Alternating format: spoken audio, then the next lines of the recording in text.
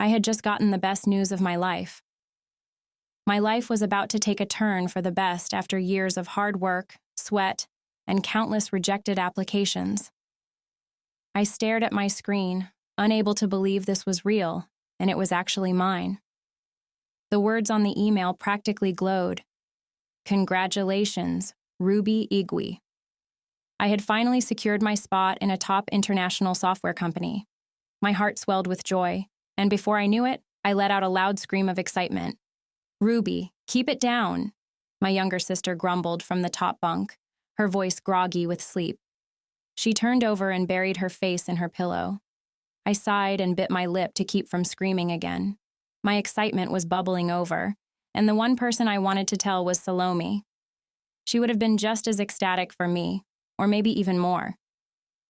I grabbed my phone and opened WhatsApp, fingers trembling as I searched for her name. But just as I was about to type, it hit me like a bucket of cold water.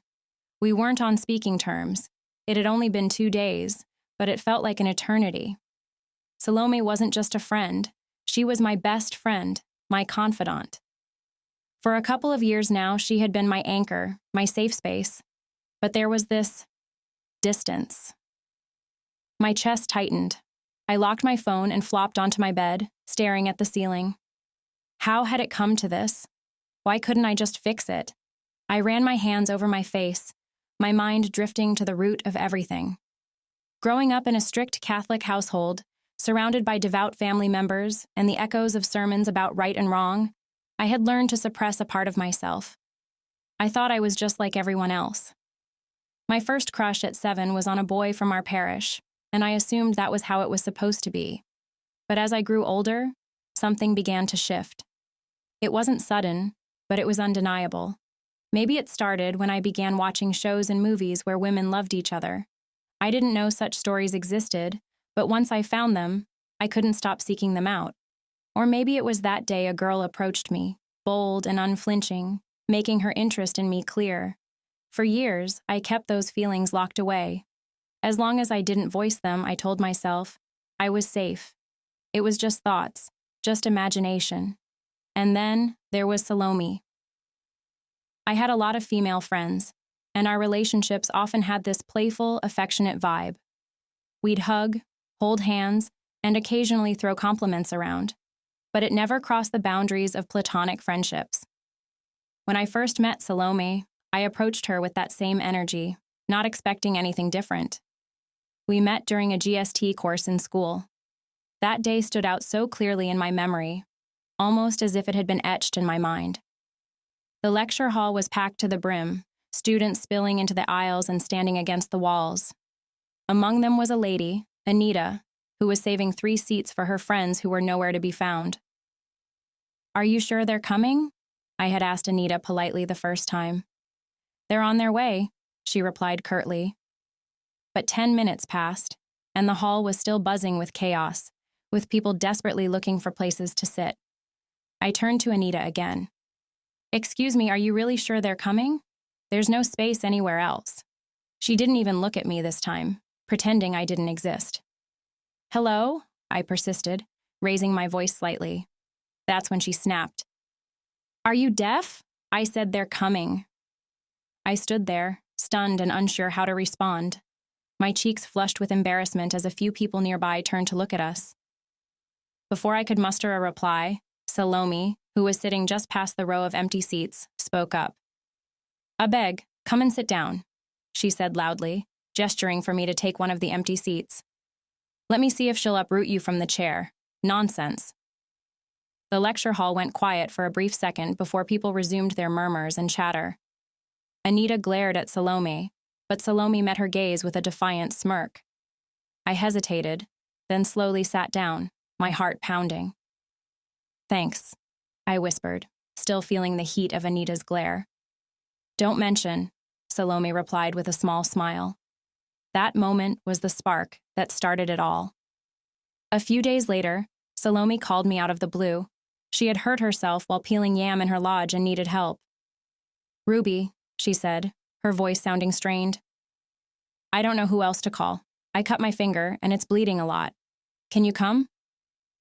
I didn't even think twice. When I arrived, she was sitting on a stool in her tiny kitchen, holding a blood-soaked cloth around her hand. "What happened?" I asked, rushing over. She gave me a sheepish grin. "I thought I could peel yam. Turns out I can't."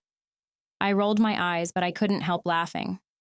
"Who told you to try peeling yam when you've never even held a knife properly in your life?"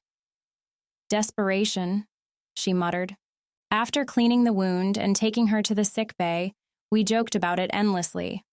From then on, our friendship grew. Within a month, she invited me to stay with her in her lodge.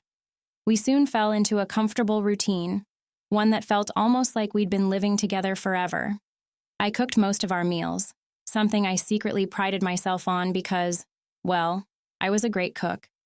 Salome couldn't stop praising my jollof rice, and whenever I made a goosey soup, she would say, "Ruby, if you ever decide to quit tech, just open a restaurant. I'll be your first customer." I'd laugh and say, "If I ever did that, you'd eat me out of business."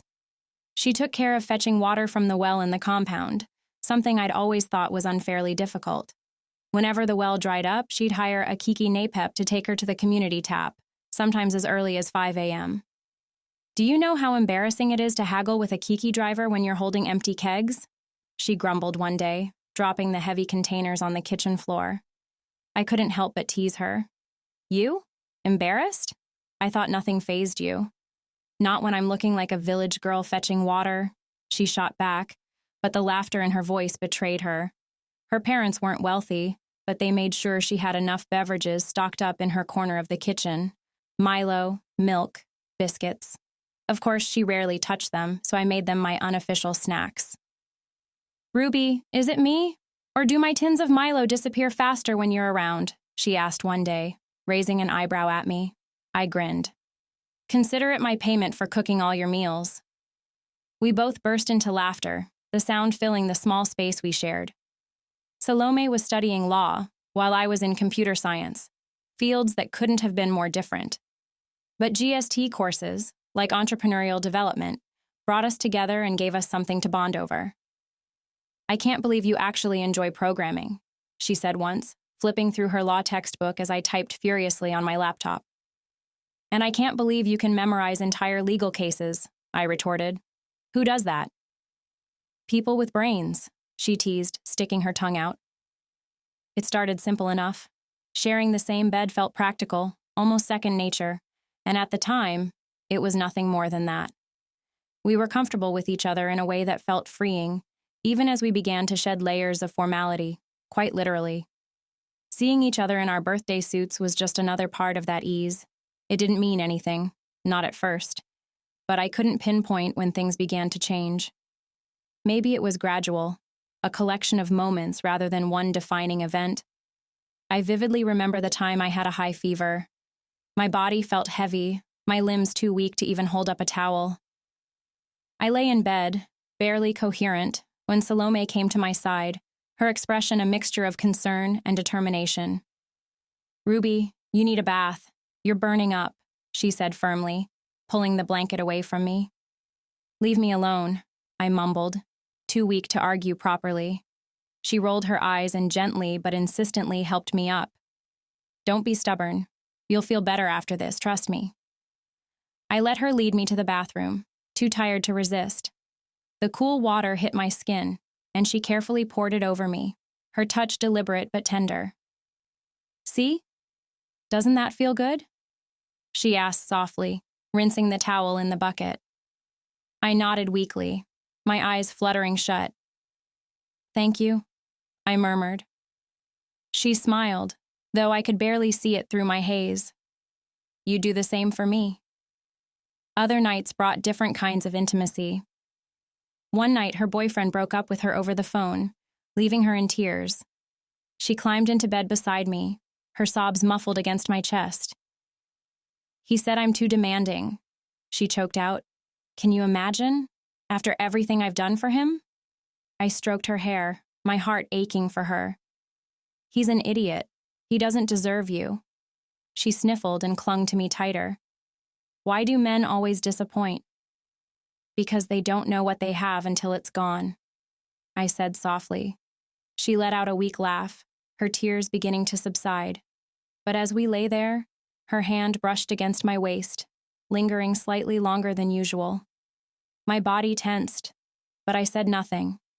Those moments blurred the lines between friendship and something more. Sometimes we'd lounge in our room, chatting comfortably, in nothing but our skin. "You have such a nice figure, Ruby," she said one day, her eyes lingering on me as I pulled on a fresh pair of shorts. "Don't start," I said, laughing nervously. "I'm serious," she insisted, her gaze unwavering. Her words left me warm and flustered, a feeling that grew stronger each time she complimented me. On the night before my departure, the air between us felt heavy, charged with something unspoken. I was lying on my side when she slid closer to me, wrapping her arms around me from behind. "Salome?" I whispered, unsure of what to say. "I'll miss you," she murmured, her breath warm against my neck. Her hands wandered, and my cheeks burned as my heart pounded in my chest. "You have a boyfriend?" I managed to say, my voice trembling. "I'd just really miss you," she whispered back. Something in her voice, in her touch, pushed me past my hesitation. I turned to face her, searching her eyes for any sign of doubt. When I found none, I leaned in and kissed her. Her lips met mine, and for the first time, I felt the weight of every unspoken feeling between us. That night, we explored each other in ways that words could never fully capture. But afterward, it was as if none of it had ever happened. She went back to normal, keeping things platonic, while I felt like I was suffocating under the weight of my feelings. Whenever I tried to bring it up, she'd cut me off. "Ruby, let's not go there," she'd say firmly, leaving no room for argument. I tried to move on, but I couldn't. I was falling in love with her. Seeing her with her boyfriend, laughing and holding hands, made my stomach churn with jealousy. One day, I couldn't take it anymore. I sent her a long message, pouring out my frustration and pain. "Why are you pretending like that night didn't happen? Why are you acting like it meant nothing when it meant everything to me?" Her reply came quickly but hit me like a punch to the gut. "Ruby, you kissed me. You started it. I regret it. I feel dirty and disgusted with myself for what we did."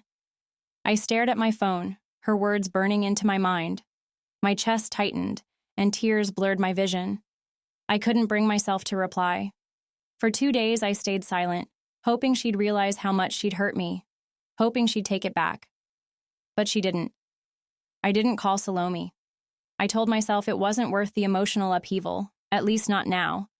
I had bigger things to focus on, like starting my dream job. The pain of her words lingered, but I'd become good at shoving things like that to the back of my mind. That Monday, I stood in front of my wardrobe, debating between looking professional or relaxed. I finally settled on a teal blouse and black suit, paired with my trusty flats. "First impressions matter," I muttered to myself as I grabbed my bag and headed out. The office building was sleek and imposing, its glass facade reflecting the Lagos skyline. My nerves buzzed as I stepped inside, greeted by the cool hum of air conditioning and a receptionist who barely looked up from her phone. "Intern orientation?" I asked tentatively. She pointed to a waiting area without even glancing at me. "They'll call you." I nodded, trying not to feel slighted. As I sat down, I noticed 3 others seated nearby. A plump young woman in a maroon dress caught my eye. She smiled warmly and waved. I hesitated for a second, then waved back.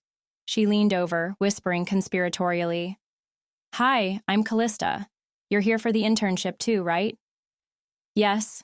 Ruby," I replied, trying to match her energy. "Nice to meet you. Looks like we're in for an adventure," she said, her grin infectious. I chuckled. "Let's hope it's the good kind." The 2 men sitting across from us joined in next. One was Anthony, tall and wiry, his glasses perpetually sliding down his nose. The other was James, shorter and stockier, with an easy smile. "You guys think this place is as fancy as it looks, or is it just for show?" James joked, leaning back in his chair. I smiled. "Guess we'll find out soon enough." Before we could chat further, a woman in a sharp navy suit appeared with a clipboard in hand. Her heels clicked loudly against the tiled floor as she addressed us.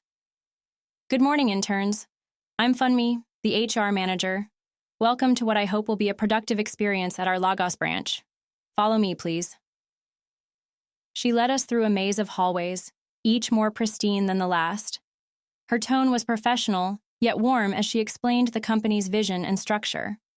We passed several departments where employees were hunched over their desks, barely acknowledging us.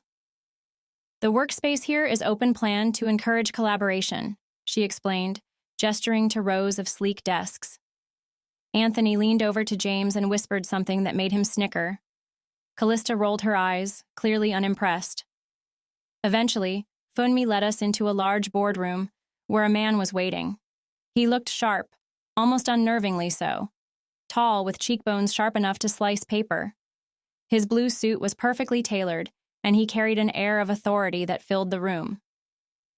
"This is Richard, the branch manager," Funmi announced. "He'll say a few words before we proceed."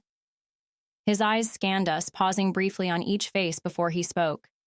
"Good morning," he began, his voice low and steady. "Welcome to the Lagos branch of this company.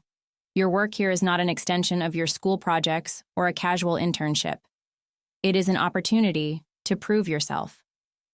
I immediately disliked him. There was something condescending in his tone, as if he didn't expect much from us. "As interns, you will be exposed to real-world challenges. I don't expect perfection, but I do expect commitment. If you're unsure about anything, consult your supervisors. Do not waste time. Do not waste resources. And most importantly, do not waste my time." The room fell silent. "Any questions?" he asked, his gaze daring anyone to speak. James hesitated, then raised his hand. "Will we be working under specific teams, or will it rotate?" "You'll be assigned to teams later this week," Richard replied curtly. "Anything else?" I clenched my fists, fighting the urge to challenge his tone. His arrogance grated on my nerves. When no one else spoke, Richard nodded. "Good. Funmi will handle the rest. Dismissed." As we left the boardroom, Kalista leaned over and whispered, "Does he always look like someone stole his lunch money?" I stifled a laugh. "Maybe he was born that way." Anthony grinned. "Let's hope he doesn't eat interns for breakfast." The rest of the day passed in a blur. By the time 5 p.m. rolled around, I was ready to collapse. But Kalista and I stayed back to finish onboarding paperwork. It was nearly 6:30 p.m. when the rain began. I glanced out the window and groaned. The downpour was relentless, sheets of water cascading from the dark sky. "Of course it had to rain," Kalista muttered, gathering her things. "I didn't bring an umbrella," I admitted, sighing. We waited near the reception area, hoping the rain would ease. A few minutes later, Richard strode past, his phone in hand. He paused when he saw us. "You're still here?" he asked, his tone as sharp as ever. "We were finishing paperwork," Kalista explained, "and now we're waiting for the rain to let up." Richard shook his head, almost in disbelief. "You should have booked a ride earlier. Don't keep the secretary waiting to lock up. Call your rides and go." I opened my mouth, ready to say something snarky, but Kalista nudged me and gave a slight shake of her head. Richard glanced at us one last time before walking out, his shoes echoing down the empty hallway. "Unbelievable," I muttered, glaring after him. Kalista sighed. "I don't know why I expected him to offer us a ride. The man's like an ice sculpture." I crossed my arms, still fuming. "Let's just book a ride and get out of here." And that was how my first day ended. Cold, wet, and annoyed with a boss who already felt like a thorn in my side. The rain had eased to a drizzle by the time the cab arrived, but the streets of Lagos were still chaotic. Horns blaring, streetlights reflecting on puddles, and vendors shouting over one another. Kalista and I sat in the back seat, the faint smell of wet upholstery filling the car. The cab driver hummed along to the faint tune playing on the radio, his hands deftly maneuvering through traffic. "So," Kalista started, glancing at me with a grin, "what did you think of today? Aside from Mr. Richard and his delightful personality." I smiled faintly, keeping my eyes on the rain-speckled window. "It was fine," She raised an eyebrow, clearly unimpressed with my non-committal response. Fine? That's it? You didn't find it exciting or overwhelming or anything? I turned to her, my lips twitching upward despite myself. What's the point of saying anything when you've already summed it up? Delightful personality says it all. Kalista burst into laughter, her voice cutting through the hum of the car engine. You're sharper than you look, Ruby. I like that. I rolled my eyes playfully but didn't respond, hoping she'd let the conversation drop. But Kalista wasn't the type to take a hint.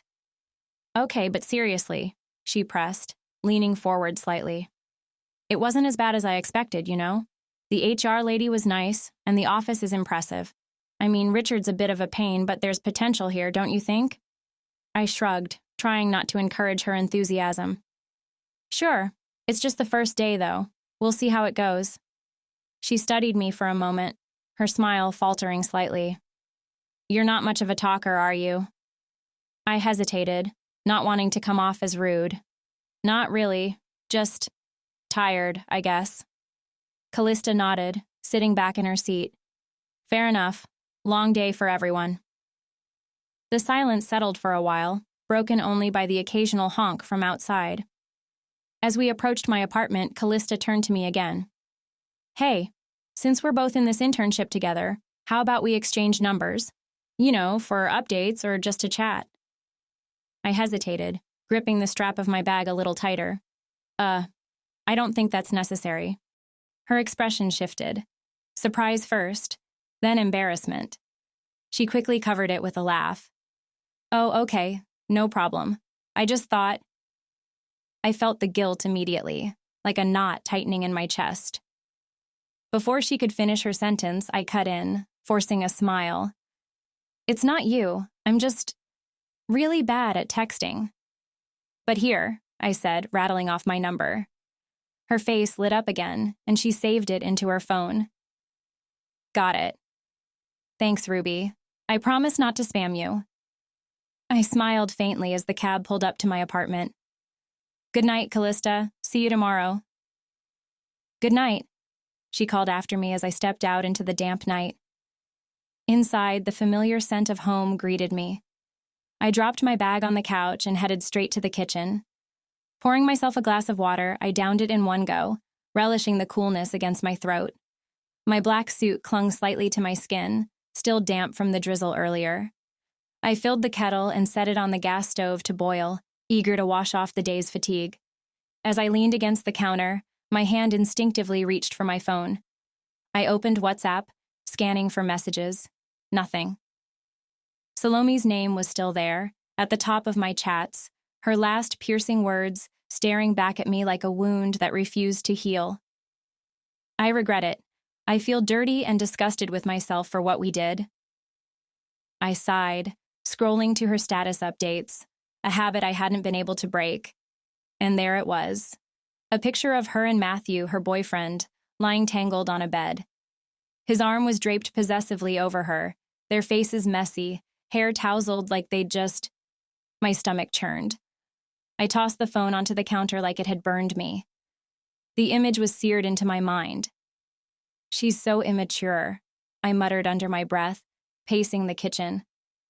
Who even posts things like that? Who cares to see you in your private moments with your stupid boyfriend? I turned off the stove and headed to the bathroom, hoping a hot bath would drown the turmoil swirling inside me. But as the water cascaded over my skin, the thoughts refused to stop. My mind painted vivid pictures of what Salome and Matthew might have been doing before taking that photo. My chest ached, the sharp pain of betrayal mingling with a deep sense of inadequacy. She did that to torment me, I whispered, my voice cracking. She knows I'd see it. The tears came suddenly, hot and unstoppable. I sank to the floor of the bathtub, hugging my knees to my chest as sobs racked my body. I hate you, I whispered, choking on my tears. I hate you for making me feel this way. I continued to pour the water over my body, but it did nothing to wash away the pain. My heart felt like it was breaking into 1,000 pieces, and for the first time, I said it aloud. Never again. Never again will I give my heart out like that.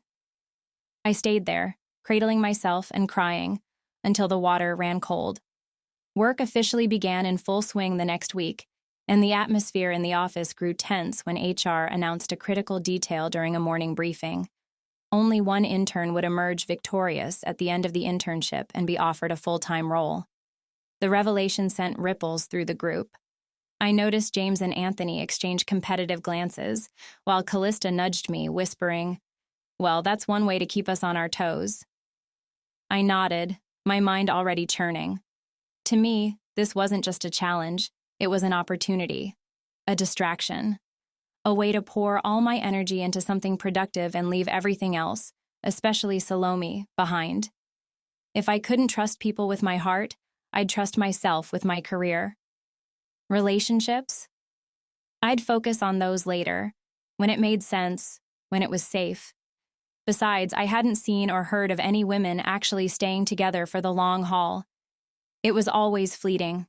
Heat of the moment. Lust. I'd put all that behind me now. Work picked up quickly. Anthony and James often gravitated towards each other, forming a little duo that joked, shared lunch, and even reviewed each other's work. Meanwhile, Kalista and I naturally fell into step. "Guess we're stuck with each other," she teased one afternoon as we proofread a draft presentation together. "Could be worse," I replied with a small smile, and she laughed. It wasn't bad, working with her. Kalista had a way of breaking the tension with her humor, and I appreciated it even when I was too tired to join in. One afternoon, as we all sat at our desks working, Mr. Richard burst into the office unannounced. He strode in, his presence as commanding as ever, holding a pen and notepad in his hand. "Stop what you're doing," he said abruptly. We all looked up, startled. "I want to test your knowledge," he announced, pacing in front of the room. "Let's see how sharp you all are. If you're going to work here, you need to think on your feet. Here's a problem. Imagine you're tasked with optimizing a system that's lagging due to concurrent database queries causing bottlenecks. What's your approach?" The room fell silent. I glanced at my colleagues, but no one spoke. My mind raced through possible solutions before I raised my hand tentatively. "Yes, Ruby?" he said, his voice sharp. "Well," I began, "you could implement caching for frequently accessed data to reduce database load. Another option would be using a load balancer to distribute queries more effectively. Or," I hesitated briefly, "you could redesign the database structure, using indexes and optimizing queries to improve performance." Richard raised an eyebrow, clearly intrigued. "Not bad," he said. "But let me raise the stakes. What if the system was dealing with real-time data updates, and caching wasn't reliable?" I took a deep breath. "In that case, I'd suggest implementing database sharding to distribute the data across multiple servers. Coupled with message queuing systems like Kafka, you could handle real-time updates efficiently while maintaining system performance." The room was dead silent. Anthony and James exchanged wide-eyed looks, while Kalista's jaw hung slightly open. Richard's lips twitched in what might have been a suppressed smile. "Interesting," he said. "See me in my office before you leave today." He left just as suddenly as he'd entered, leaving the room buzzing with murmurs. "Wow, Ruby," Kalista whispered. "That was incredible." I shrugged, feeling heat rise to my cheeks. "It wasn't a big deal." "No," Anthony chimed in. "It was a big deal." Later that evening, as the office emptied out, I asked Kalista to wait for me while I met with Richard. I knocked on his door, and his voice called from inside. "Come in." I stepped in, closing the door behind me. Richard looked up from his desk and gestured for me to sit. "Drink?" he asked, holding up a can of malt. "No, thank you," I said politely, taking a seat. He set the can down and leaned back in his chair. "You surprised me today, Ruby. Your answers weren't just correct. They showed depth and understanding. That's rare." "Thank you," I said cautiously, unsure where this was going. He straightened up, clasping his hands on the desk. "There's a competition coming up," he began. "It starts with interns across Nigeria, and the winners move on to an international level.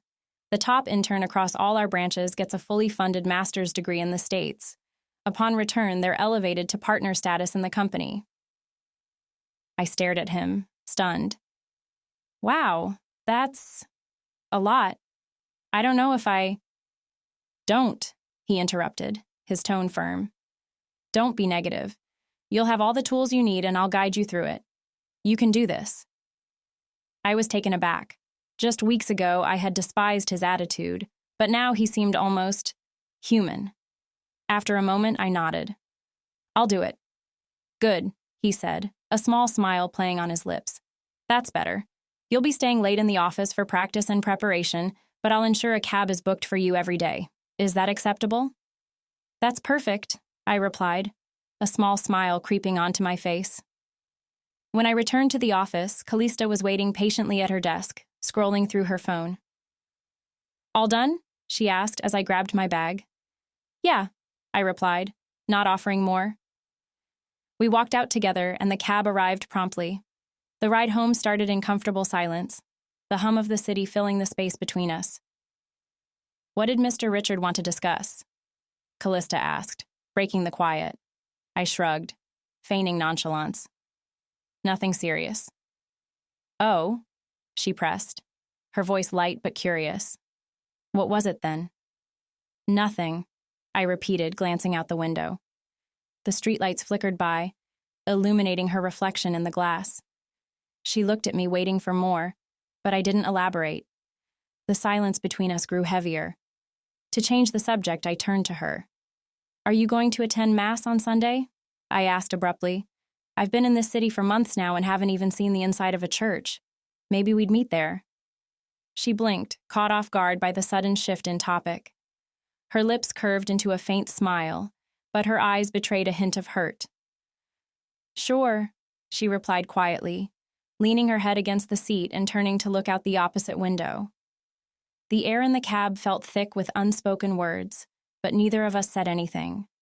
When we arrived at my apartment, I turned to her. Good night, Kalista, I said, trying to sound cheerful, as if nothing was amiss. Good night, she replied softly. I stepped out of the cab and watched it pull away, Kalista's figure retreating into the night.